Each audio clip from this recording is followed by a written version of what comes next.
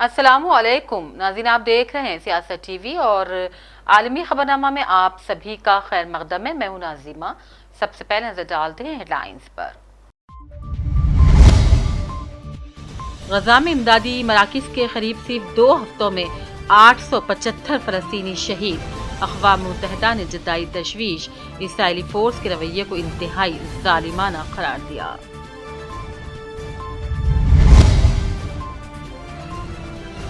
غزہ جنگ بندی معاہدہ، ٹرمپ اور قطری وزیر اعظم کی آج ہوگی بات چیت۔ بمباری سے آج غزہ ایک بار پھر گونج اٹھا۔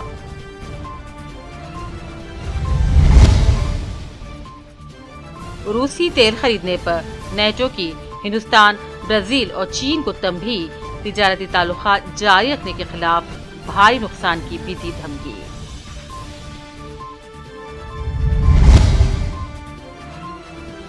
چین کا طاقت کی سیاست اور دھونس کے خلاف ایرانی مزاحمت کاروں کی حمایت جاری رکھنے کا اعلان۔ سفارتکاری کے ذریعے امن قائم کرنے کی ایرانی کوششوں کی ستائش۔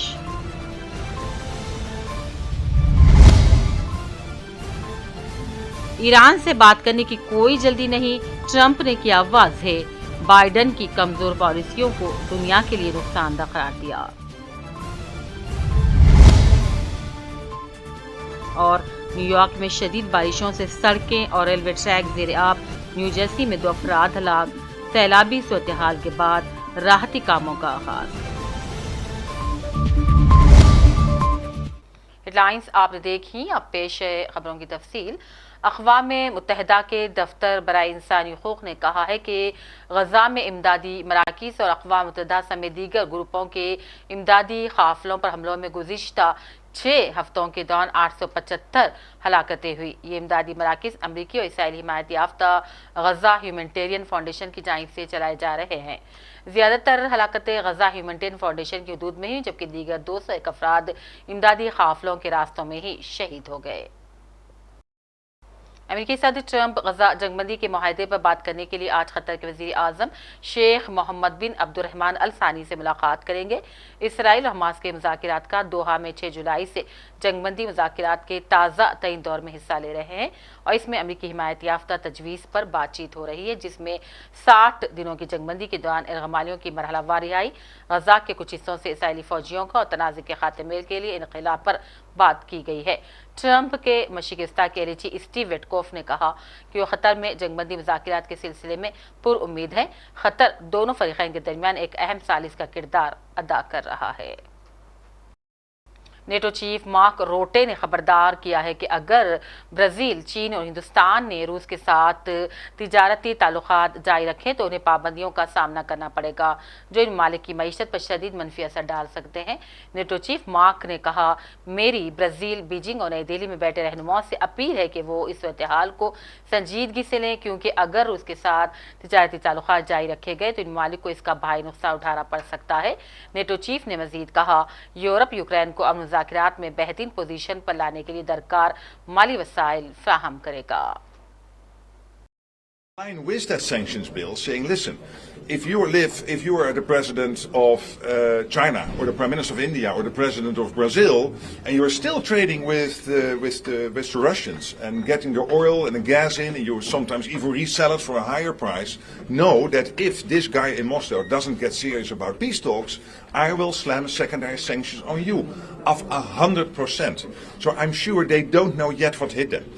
This will take some time to sink in, and I think you guys making this clear in the media, the senators maybe also discussing this with their counterparts in Brazil, India, China, would be very helpful to put maximum pressure on Russia in addition to the weapons delivery into Ukraine. You put some meat on the bones as far as the announcement yesterday. I think we know the Patriots are involved.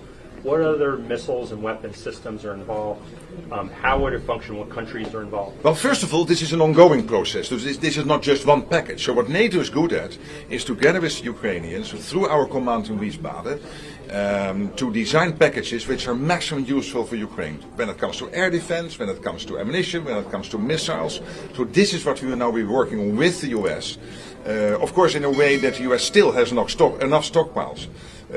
for you to be able to defend yourselves, but also to massively make sure that Ukraine has what it needs. And this is also sending a strong signal to Moscow and to Vladimir Putin that he has got to take these peace talks seriously and get out this historian talking about history since 1250 and send a serious team to Istanbul.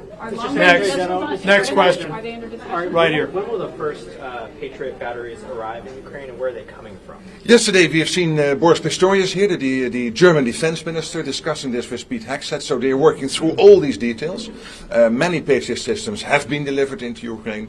So what we are now looking at is to make sure that Patriot systems directly from the US go to Ukraine. That's one way to do it, paid for by the Europeans, or that you get a front loading from European countries into Ukraine and then being backfilled by the US. So this is all worked through now. But again, the structures are established. The infrastructure, logistics is there because this is not new. What is new is that yesterday President Trump announced that he wants the US stockpiles to open up in a way, of course, still Europeans paying and the US going forward being able to defend itself.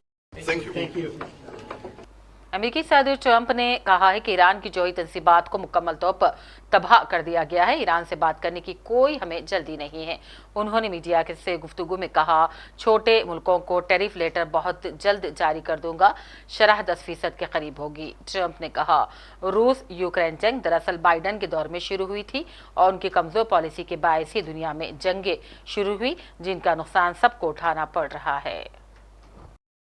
उधर चीन ने पुरअमन मकासद के लिए जौहरी तवानाई के इस्तेमाल के लिए Iran की हिमायत के अज़्म का अदा किया है।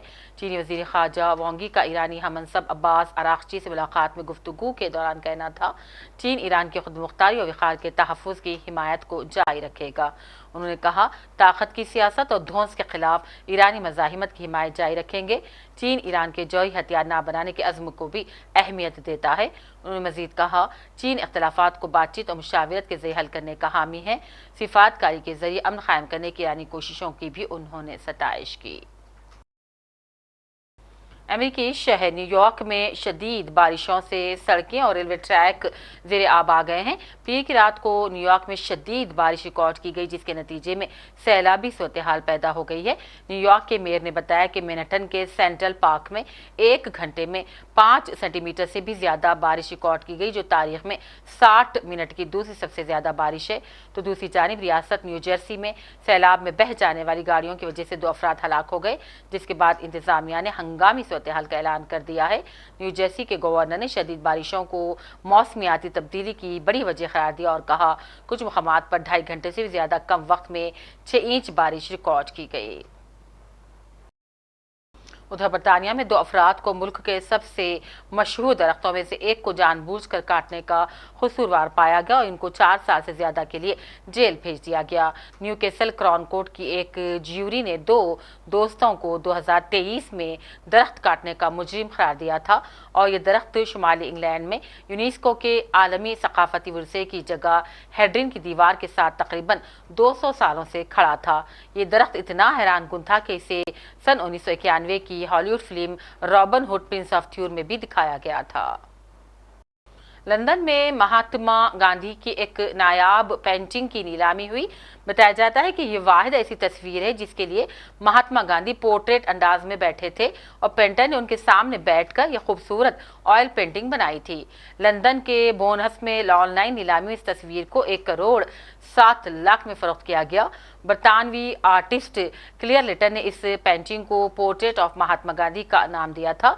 यह पेंटिंग इम्कान से 3 गुना ज्यादा कीमत में फरोख्त की गई। कैमरून के 92 साला सदर पॉल बिया ने मुसलसल 8वीं मुद्दत के लिए इंतखाब लड़ने का ऐलान कर दिया है। सन 1960 में फ्रांस से आज़ादी के बाद कैमरून के दूसरे सदर पॉल बिया 1982 से इख्तिदार में हैं और इस वक्त दुनिया के मुअम्मर तरीन सरबराह मुमलिकत हैं। कैमरून के सदर ने सोशल मीडिया पर अपने पैगाम में कहा, अवाम की खिदमत के लिए उनका अज़्म उन संगीन चैलेंजेस के मुताबिक है जिनका मुल्क को सामना है। कैमरून के सदर ने 2008 में अपनी तरामीम के जरिए सदारती मुद्दत की हद ख़त्म कर दी थी और 2018 में मुतनाज़ा तौर पर 71% वोट लेकर सदर बन गए थे। जाया साल अक्टूबर में होने वाले इंतखाबात में पॉल बिया के खिलाफ कई अपोजिशन रहनुमा भी इलेक्शन लड़ रहे हैं।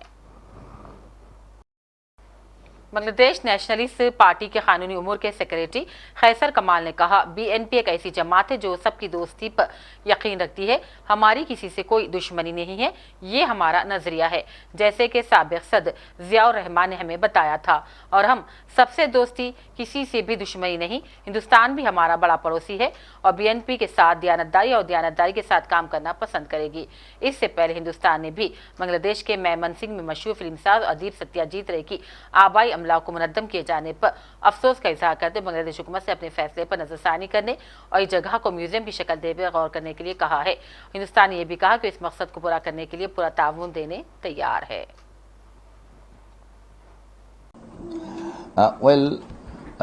Dr. Muhammad Yunus running the government in support of all political parties. After 5th of August, when Hasina fled the country, then all political parties made a consensus and request him to join in the government as head of the executive. Therefore, we can presume the political parties, including BNP, have their confidence upon him that he will conduct an election which will be credible, participatory, inclusive.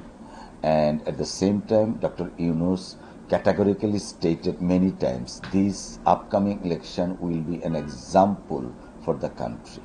Therefore, we firmly believe he can conduct an election which is free, fair and credible.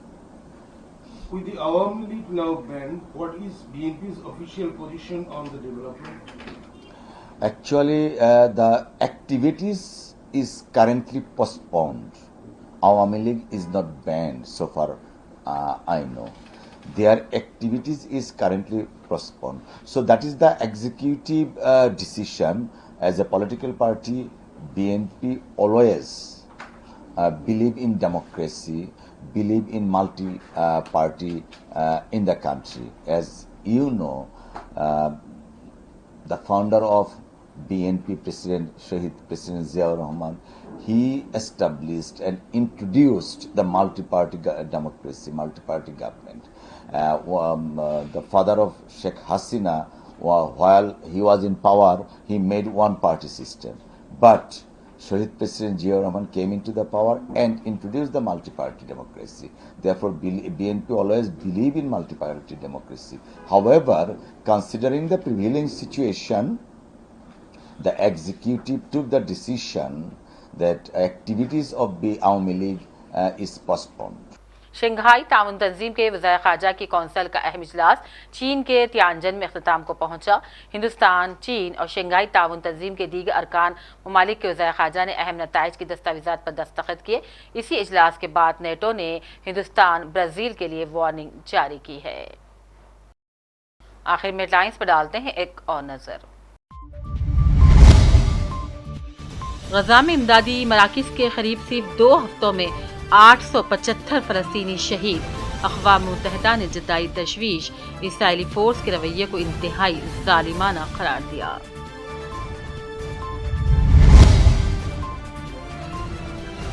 Gaza جنگ بندی معاہدہ. Trump اور قطری وزیر اعظم کی آج ہوگی بات چیت. بمباری سے آج غزہ ایک بار پھر گونج اٹھا.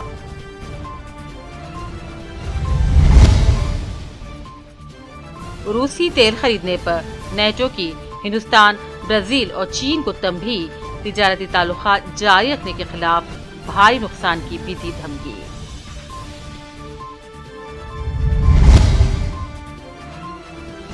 چین کا طاقت کی سیاست اور دھونس کے خلاف ایرانی مزاحمت کاروں کی حمایت جاری رکھنے کا اعلان.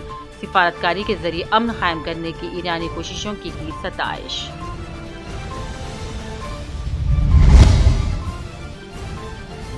ایران سے بات کرنے کی کوئی جلدی نہیں. ٹرمپ نے کیا واضح. بائیڈن کی کمزور پالیسیوں کو دنیا کے لیے نقصان دہ قرار دیا. اور نیو یارک میں شدید بارشوں سے سڑکیں اور ریلوے ٹریک زیر آب. نیو جرسی میں 2 افراد ہلاک. سیلابی صورتحال کے بعد راحتی کاموں کا آغاز. اسی کے ساتھ عالمی خبرنامہ کا سلسلہ اب یہیں اختتام کو پہنچتا ہے. پوری ٹیم کے ساتھ دیجیے اجازت. دیکھتے رہیے سیاست ٹی وی. اللہ حافظ.